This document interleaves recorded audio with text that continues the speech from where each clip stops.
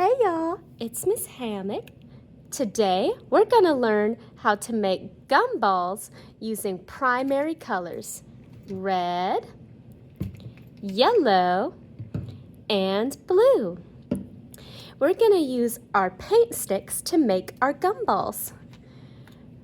When we use our paint sticks, we turn it upside down and we pat it on the paper. We don't squeeze, we just gently tap. I'm making my red gumballs. What shape are my gumballs? A circle. Now I'm gonna make my yellow gumballs.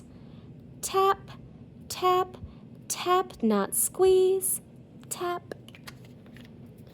Now I'm gonna make my blue gumballs. Tap, tap, tap, tap, tap, tap, tap, tap. Now, my gumball machine is filled with gumballs that are red, yellow, and blue. What kind of colors are red, yellow, and blue? They are primary colors. Now, we're going to wait for this to dry, and next time we can color our gumball machine. Bye, y'all.